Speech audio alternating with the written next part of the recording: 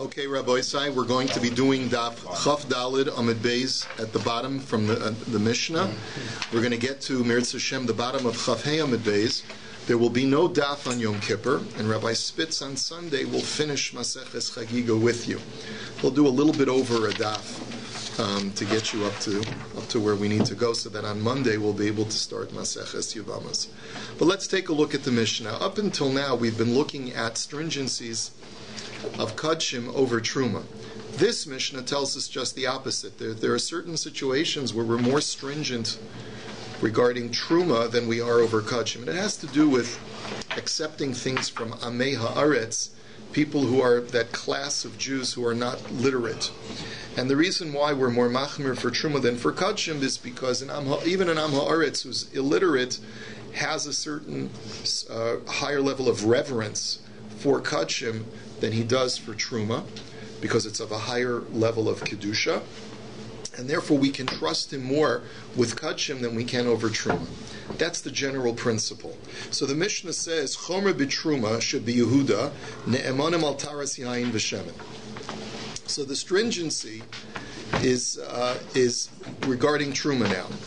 That what? Should be Yehuda, that in Judea, Amei Haaretz are trusted that all of their wine and oil that they present, Kol Yemos Hashana, that they present throughout the year to the Beis HaMikdash, we can assume that it's Tohar, it was manufactured b'Tahara, and we can accept it from them.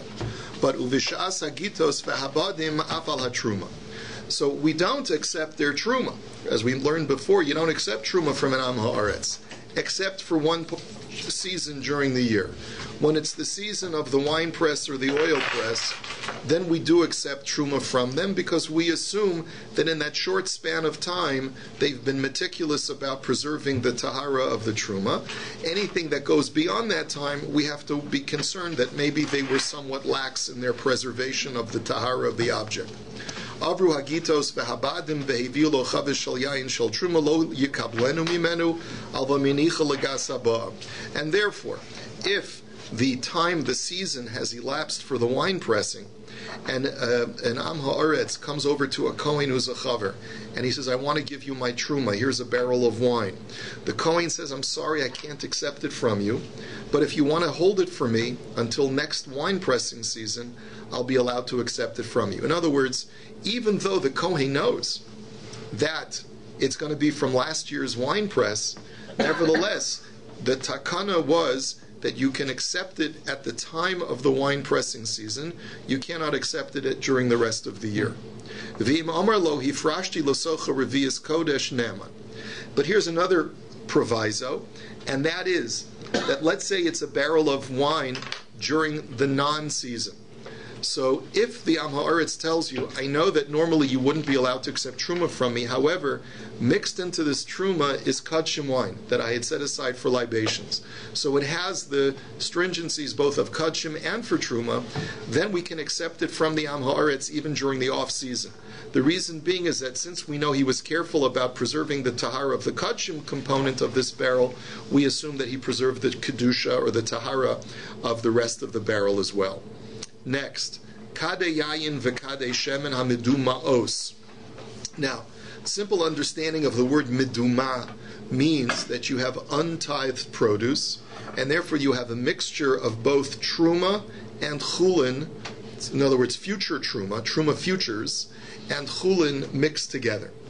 And this really creates a situation where normally we said we don't accept it from an Am Haaretz, but here we're talking now about the containers. The containers that are set aside for holding tevel, holding this futures of Truma and Chulin, ne'emonim aleim bishas hagitos ve'habadim, v'kodem lagitos shivim yom. So regarding the containers themselves, we trust in Am Haaretz. If he tells me that I had set aside this container to be able to store my freshly pressed wine and my freshly pressed oil even before the tithing, we assume that the containers were preserved with tahara, that they were not exposed to tumah, and that's true even 70 days before the pressing itself, because you have to get your kalim ready, right? So we assume that the Am Haaretz was careful. Once the season has elapsed, then you can no longer assume that the kli that he had set aside for this purpose is tahor. We have to assume that it's tamei. So the Gemara now says, now we're gonna have to redefine that last part of the brisa because it's not so simple. So let's go back to the first part of the Mishnah. The Mishnah had said that in Judea, in the territory of Yehuda, then we basically say that we don't trust them for truma, but we do trust them for kudshim, that everything is tohar. So uva Galil lo, but that's only in Judea.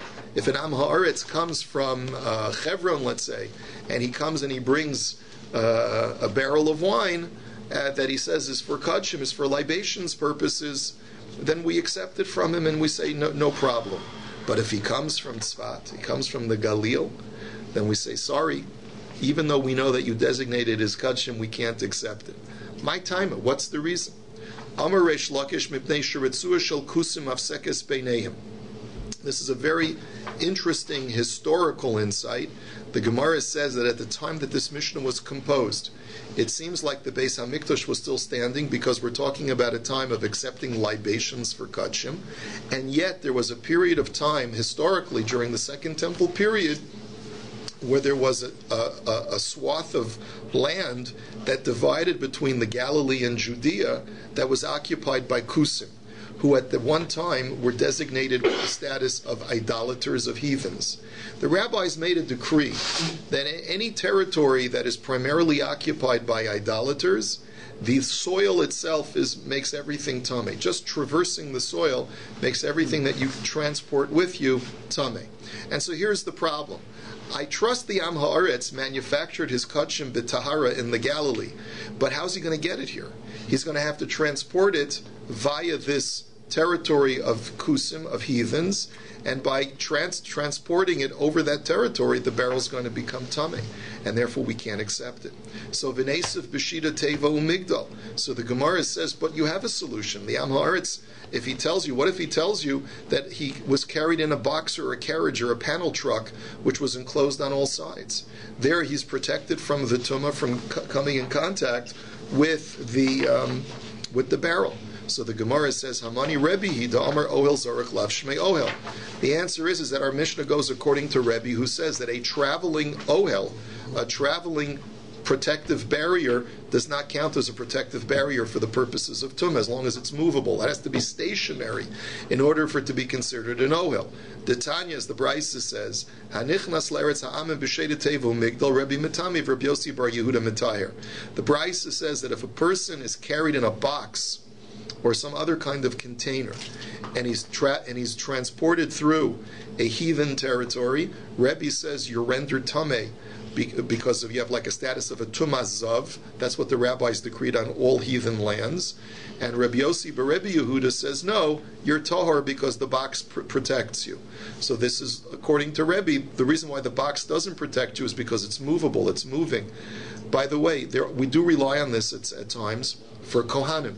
I am told, although I've never seen it, I am told that Kohanim who want to visit the Rebbe's kever, Lubavitcher Rebbe's kever, they're carried in a box. No, they have a portable... in a wagon or something. No. They have this portable device that they step into. It's like a square, with handles. They lift it up and they walk with it. So that they're... So you have... What about their feet? No. They're in a box. They're walking on a path. So non-Kohanim carry them, you're saying? No, they carry it themselves. Oh, they carry it themselves. It's a square contraption with handles, so they can step into it. It's not high, and then they pick it up and they walk with it. I guess you apply the principle. It could be they apply the principle of gurachis mechitzta, and for the purposes of tumah. Okay, so something to discuss. Okay. The Tumah Ve'Chasamim is Zav or Tumah Tamet? Tumah Zav. When do we go? Yeah, that's. I know that in Israel they tell Kohanim not to go out to Chutz La'aretz because of Tumah Ve'Chasamim. I believe Rashi says explicitly somewhere. I don't remember where it is that it's a din of Tumah Zav, but you'll have to research it. So now the Gemara says V'layisuha b'chli chareis hamukaf tzamid pasil. I have another solution. Why not deposit the wine in an earthenware vessel that is double sealed? That's called samid pasil.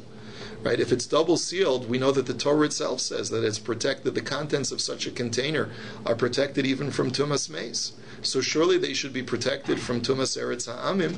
So why not transport the wine from the Galilee to Judea and you can keep it tahor? Amar Rabbi Eliezer Shonin Ein HaKodesh Nitzel B'Tzamid Pasil. Rabbi Eliezer says the authors of the Brisa have taught us that when it comes for kachim items, even a double-sealed container does not stop the tumah from coming in. It only works for chulin, it doesn't work for kachim. And here we're dealing with kachim wine. The Gemara says, wait a minute, V'hatanya ein chatas nitzeles b'tzamid pasil. But look at the following brisa. The brisa says that para aduma water, it cannot be protected from tumah if it's in a double-sealed container. What that implies is that only the highest level of kedusha, which is para aduma water, is not protected from a double seal. My lav hakodesh nitzal. Doesn't that imply that something of a lesser thing is preserved, that kachim can be preserved by a double seal? Lo, hamayim she'enon mikudashim nitzalim b'tzamid pasil. No, that's the wrong inference. The inference is what the Bryce is telling you is that once the water that was set aside for the paraduma ashes has been mixed with the ash, then it cannot be preserved. Its tahara cannot be preserved by putting in a double-sealed container. But if the water hasn't yet been mixed with the para aduma ashes, then that water can be preserved from becoming tameh by being in a double-sealed container. But it's not dealing with kachim at all. So according to this price, it's also possible that kachim also cannot be preserved. Frek the Gemara v'ha'amar ula chavraya medakan begalila manichin.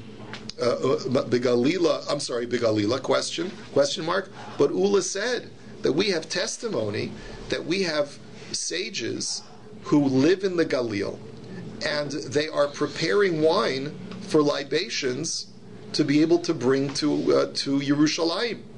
So the question is, what was the purpose of them doing that if there's no way to reliably get it across from the Galil to Yehuda without it becoming Tameh?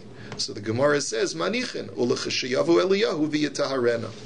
All Ula was saying is that there are people who were purifying wine or manufacturing wine b'tahara, not to be able to bring it right away to the Mizbech because they knew they couldn't get it across, but to hopefully hold on to it so that when Eliyahu Navi comes and we have everything all set and we get rid of the kusim in Eretz Yisrael, then we'll be able to bring it across. It's almost like lahavdil, like those the yeshiva Teret Kohanim, which prepares the klei mishkan so that we can be ready when the temple is rebuilt. That's the same principle. Shlomi, we're just talking about this idea of a traveling ohel. Yeah. That Kohanim want to go visit the Rebbe's kever. Right. You've seen this. Yeah. They go in this contraption. Okay. Rabbi, why not take it by boat on the Mediterranean around the go around through Jordan? It's a good question. Yeah. It's a good question. I guess we don't. In theory, a person could do that, but perhaps we don't believe that an Am Haaretz would perhaps go to that level of exertion or effort to present wine to the Beis HaMikdash. We have to suspect that maybe he might have wanted to take a shortcut. See, there's no Galilee to the ocean. Depends how close to the coast they live, I suppose. They didn't have Highway 6 back then. So anyway. They can be risky, especially okay. All right. Let's go weiter. So then the Mishnah had said that during the time of the wine and oil press season, so then we trust the Am Haaretz that the wine and the oil is tahor, or a minit. Let's raise a contradiction. Hagomer Zeisav Yeshayar Kupa Echas V'Yitanena, and the Girsa is Le'ene Kohen. That if an Am Haaretz who was finishing the harvest of his olives and he wants to press the olives, here's what he should do. Instead of tithing and then later presenting the truma to a Kohen, he has to tithe it in the presence of the Kohen while there's still olives. And you see from this brisa that the Kohen has to sort of be supervising everything that's going on. We don't trust the Am Haaretz to present him tohor olive oil. So you see that even during the olive pressing season, we don't trust the Am Haaretz. How come the Mishnah says during the pressing season we do trust the Am Haaretz? Amar Rav Nachman lo kasha ha becharfi ha ba'afeli. Rav Nachman explained that it's not a contradiction. This Bryce is talking about later in the season, because there are different times to harvest olives. There's a standard period of harvesting olives, which is earlier in the season, where you bring the first harvestable olives to the press. That's the time where we say we can trust the Am Haaretz. But there are always latecomers. There are always olives that grow a little bit later in the season, already after you've pressed the bulk of the olives. That's what this Bryce is talking about. And because it's already post-season, you can't take the olives from the Am Haaretz without supervision, because you have to be choshesh that maybe he was lax in exposing them to tumah. Armalei Ravada bar Ahava kegon mai kaosin shel beis avicha. So Ravada bar Ahava said to Rav Nachman, what's an example? And Rav Nachman told him, he said, like the ones in your father's house, meaning like your father was an olive grower and he had an orchard where the olives would grow late. In that situation, you wouldn't be able to accept them from an Am Haaretz. Rav Yosef Amar, Rav Yosef says, I have a different answer. Begalila Shanu, that this brisa which says that you can't accept the olives from the Am Haaretz, the Truma, unless it's under direct supervision of the Kohen, that's talking about the Galil, because our Mishnah says that we're talking about Judea, about Yehuda. And even though that was only referring to Kachim, but basically Rav Yosef is saying our whole Mishnah is talking about Yehuda. In Yehuda you can accept Kachim from Aratzim, and in Yehuda you can accept Truma at the time of the pressing, the pressing season. But even during the pressing season, if he wants to bring it from the Galil, you don't accept it. That's what the Bryce is talking about. Eis ve'Abaya, so Abaya challenges that interpretation, because the Bryce says Eber Hayarden v'Galil harehein ki Yehuda. The Brisa says explicitly that the Transjordan and the Galilee have the same status as Judea as far as Truma is concerned. That what? Ne'emanim al hayayin b'shas hayayin v'al hashemen b'shas hashemen v'lo al hayayin b'shas hashemen v'lo al hashemen b'shas hayayin. That you can trust the Am Haaretz to reliably give you Tohar Truma during the proper season, wine in the wine season, wine pressing season, olive oil in the olive pressing season. The only thing you can't trust him is that if it's the wine pressing season, don't take his olives or his olive oil, and if it's the olive pressing season, don't take his wine. So you see that even in the Galilee and Transjordan, you do trust the Am Haaretz. How can you say that Rav Yosef, there's a distinction between Judea and the Galilee? So Ela Machvarta Kiddushan and Meikaris. The Gemara says you're right, Rav Yosef. We cannot accept your explanation, your answer. We'll stick with Rav Nachman's answer, that the Bryce is talking about late growing olives which grow and ripen after the season is over. So next, Avru Agitos ve'Habadim ve'Vilo Chavish al Yain lo yikablenei menu abul menicha legas haba. That if an Am Haaretz tries to present a Kohen with a barrel of wine in the post-season period, the Kohen has to refuse delivery. He says, I'm sorry, I can't take it. What the Am Haaretz should do is keep it with him until the next year's season, and then he can present it to the Kohen again. So bo minei Rav Sheshas over v'kibla maushi yanichena legas haba. So they asked Rav Sheshas the following shaila: what happens if the Kohen does take delivery of it from the Am Haaretz, and someone tells him, hey, you can't use that wine because it's post-season? What if the Kohen says, okay, I'll keep it in storage until the next season? If it's in the Kohen's possession during that waiting period, is that okay? And may he use it now? It does sort of like we say, basically the tumah goes away if he waits to the next season. So Amr Lahu Tinisua, he said, yes, we learned this. Chaver v'am haaretz shiarsu es avihem, am haaretz yachol omer lo tulat chitin shebemakom ploni v'ani chitin shebemakom ploni, tulat yayin shebemakom ploni v'ani yayin shebemakom ploni. So the following scenario is related in the Brisa. A man passes away, he leaves over 2 sons as his heirs. One son is an am haaretz, the other son is a chaver. It's like, lahavdil, right? In today's world, one son is pious and frum, the other son is not religious. So you've got 2 sons, and it's time to divide up the assets of the estate. So the father left over wheat, the father left over wet goods, wine and oil and so forth. The only problem is that some of the wheat is tameh, some of the wheat is tahor. So it's in the chaver's interests to only take delivery of the stuff that's tahor. It's worth more in the chaver community. The Am Haaretz doesn't really care as much. However, the problem is that if I let my brother, the Am Haaretz, take delivery of the wheat, then I'm sort of being machshil him because he's going to go ahead and potentially will use this in an irresponsible way and expose Tumah to other people. So therefore there's a problem of Lifnei Iver. That's potentially what the issue is according to Rashi. So now, the only reason why it's a problem for me to allow my brother to take the tamei goods is if I'm actually bartering with him. I'm not allowed to barter such that to my favor where I get the Torah stuff and he gets the tamei stuff. But if we can look at it as, well, when Dad died, all the Torah stuff came to me and all the tamei stuff came to you, then that's okay. It's not a barter. It's directly from Dad. It's not us exchanging after the post-mortem. So therefore, we hold of the principle of Breira. We hold the principle that retroactively, whatever each brother takes was meant to come to him from the father directly. But that's only provided that it's 50% of each item. So if you take 50% of the wheat and I take 50% of the wheat, so then Breira tells us that this was your portion from Dad and this is my portion from Dad, it's no problem. And the same thing with the wine. But here's what you're not allowed to do. He says, however, you can't, the one brother can't say to the other, hey bro, you take the wheat, I'll take the barley. You take the wheat, I'll take the wine. Because that's a barter.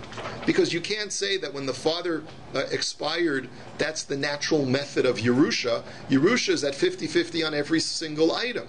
But if you're going to say, well, you take all the barley, I'll take all the wheat, and it turns out that all the barley is tamei and all the wheat is tahor, so then we're bartering, and I'm actually benefiting from exchanging tahor stuff for tamei stuff with my brother, the Am Haaretz, and that I'm not allowed to do because of the problem of Lifnei Iver.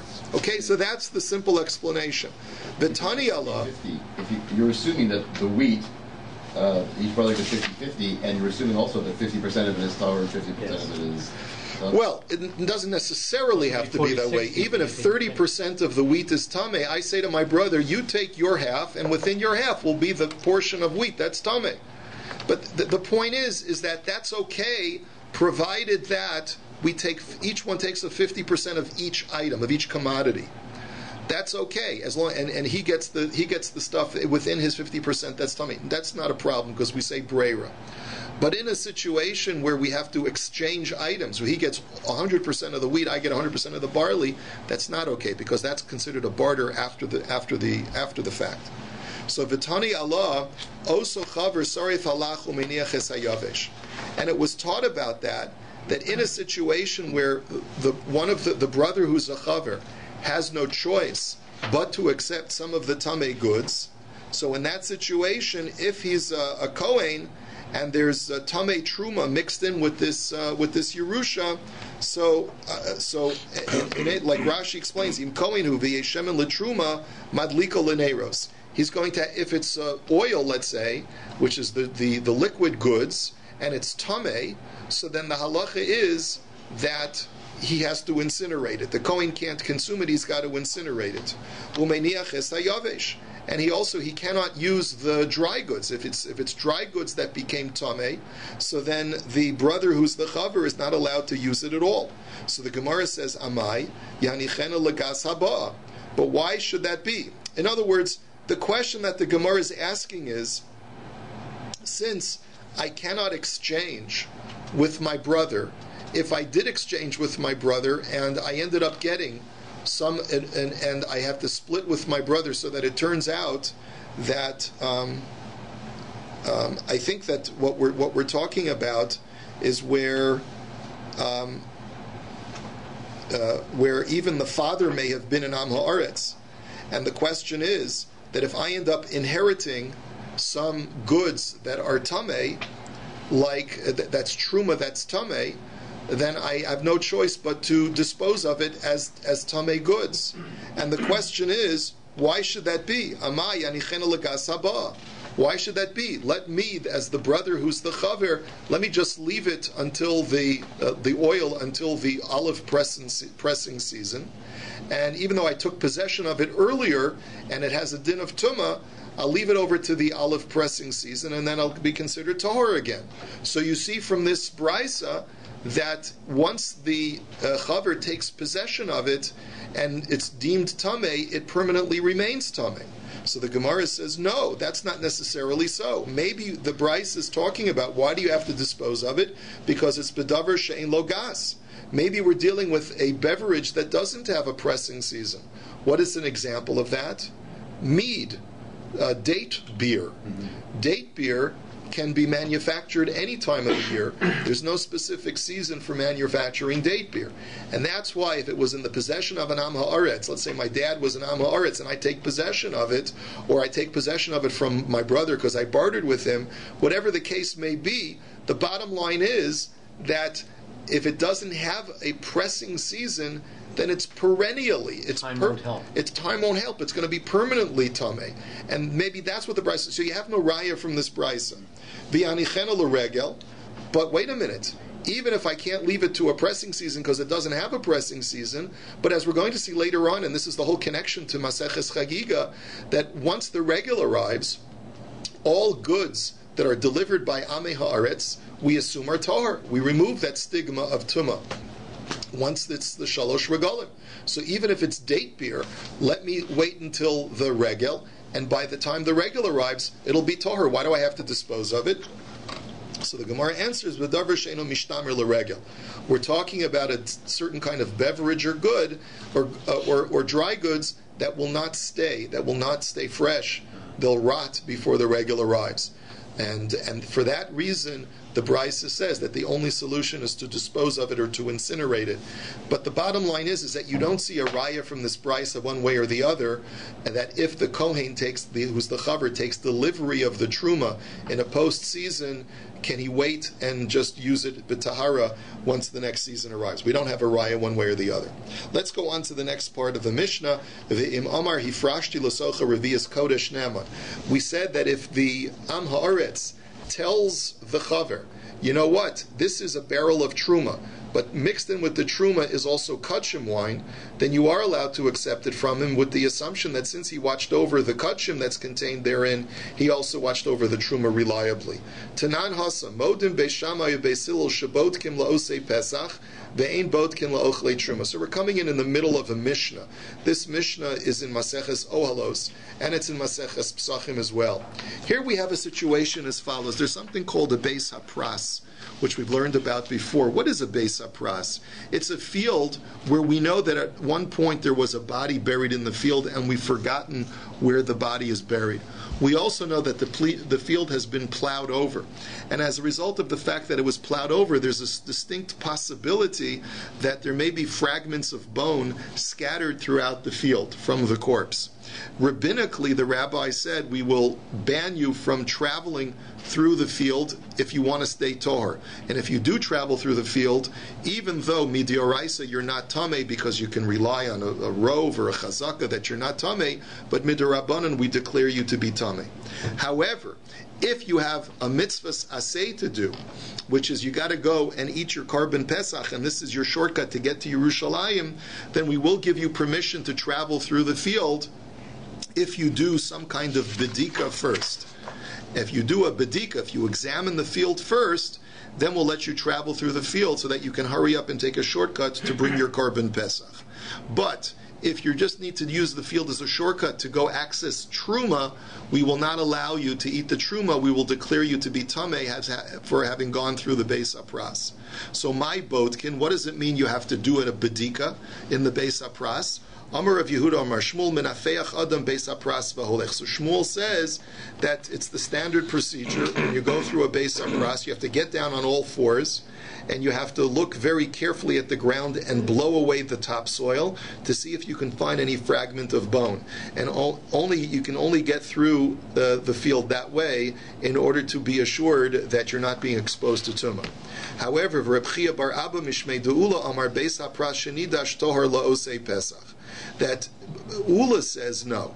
Ula says you don't have to do that kind of elaborate exam. All you have to look for is footprints. Once you find footprints that have already tread through the Beis HaPras, you can assume that those footprints were from a previous person who was careful and checked the area, and therefore you're allowed to walk across that already tread, or is it trod or tread? Already trodden soil, and then it's perfectly okay. But that's only for a person who needs to bring his korban pesach. Lo hemidu divrayim b'makom kares. And the reason is that the rabbis were not going to be machmir in a situation where you have a mitzvah aseh sheyesh bo kares, where there's a positive commandment that carries kares for its non-performance. They said, okay, fine, you got to do a mitzvah, you got to do that korban pesach, so make a beeline through that beis hapras. We're not going to be machmir. However, la'ochlei truma hemidu divrayim b'makom misa. But if it's just that you can access truma that you want to eat, he says, because there's a possibility that if you did come in contact with a fragment of bone, you'd have a tumah. You're going to have tumas meis. And by eating truma, you're going to incur a misa b'dei shamayim, a heavenly kind of death penalty.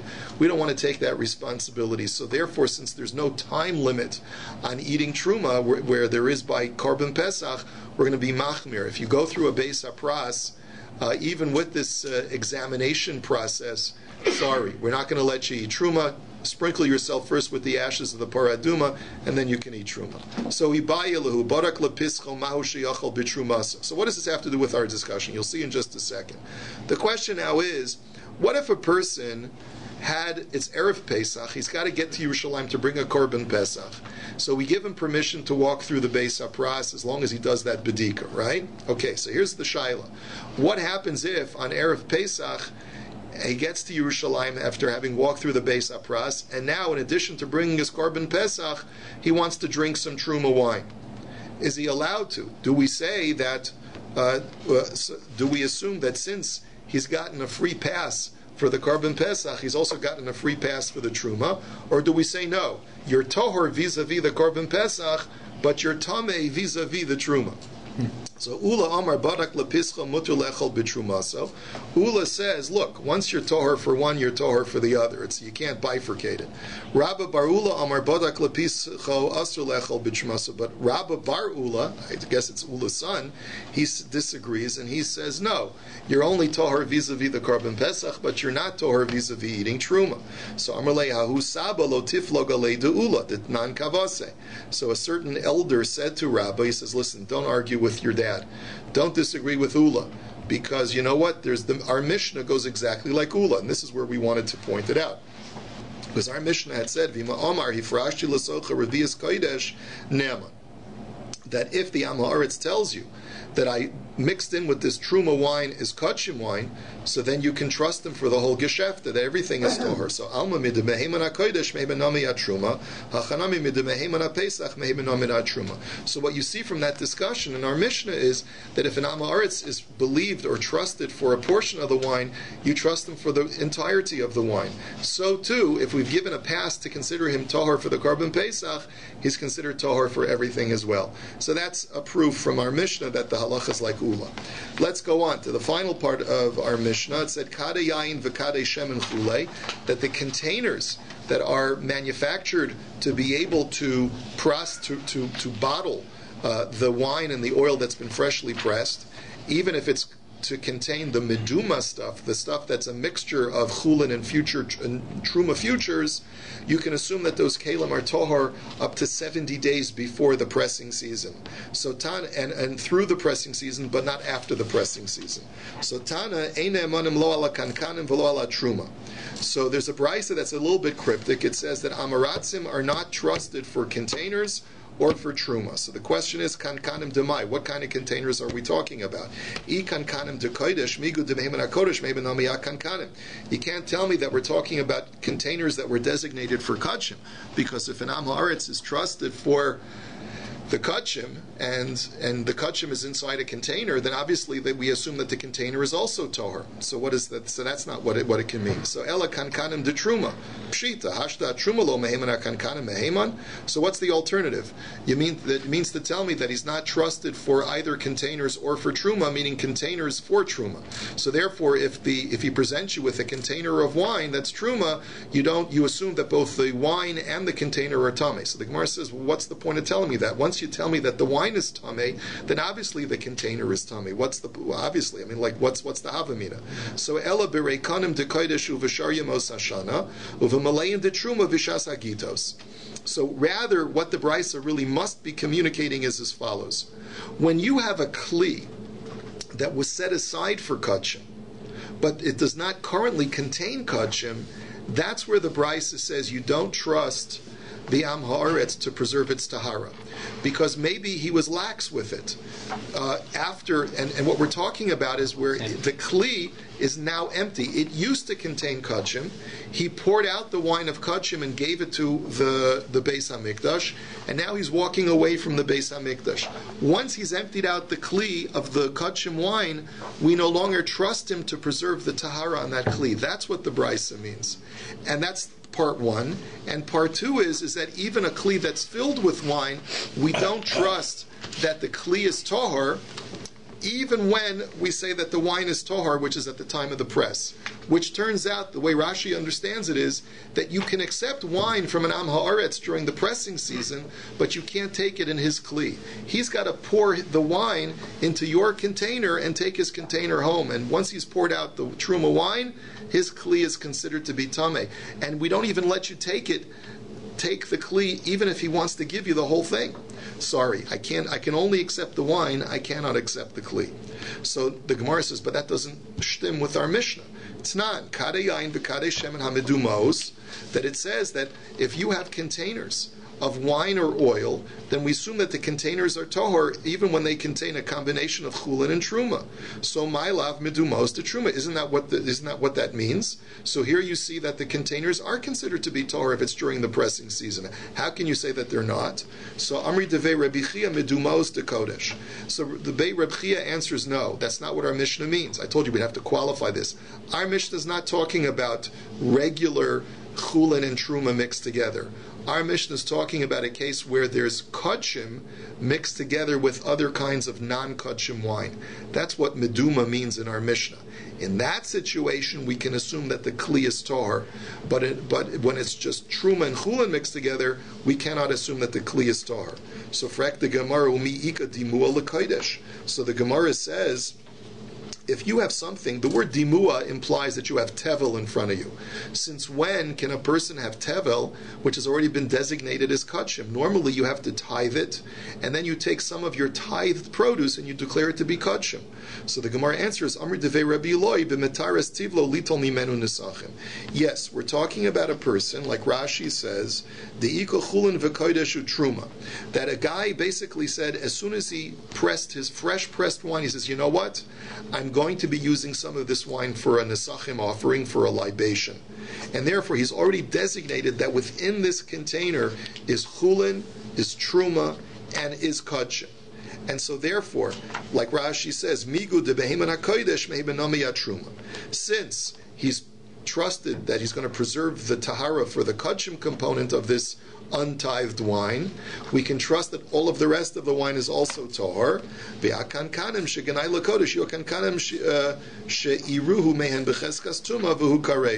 And therefore we can also trust that the container is also tahor as well, until he empties it out. Once he empties it out, all bets are off.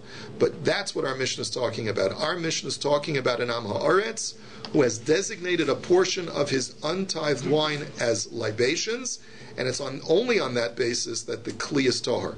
But if it was not designated for kachim purposes at all, it's just trum and chulin mixed together, then the kli is tameh.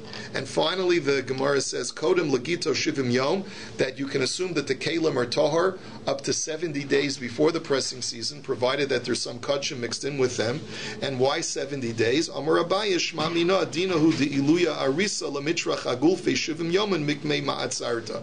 Abaye says, you see, a basic societal moray from our Mishnah, that the tendency is to start preparing and manufacturing properly the containers for wine and oil 70 days before the pressing season. So the sharecroppers are busy. Before it's time to harvest, they've got to manufacture the barrels, the casks, to make sure that they're waterproof, to make sure that they're going to be able to hold the objects properly. So you see that manufacturing process begins 70 days before, because that's why the Mishnah says that up to 70 days before the pressing season, these kalim are considered to be tahor. You have a wonderful day, a Gemar Chasima Tov.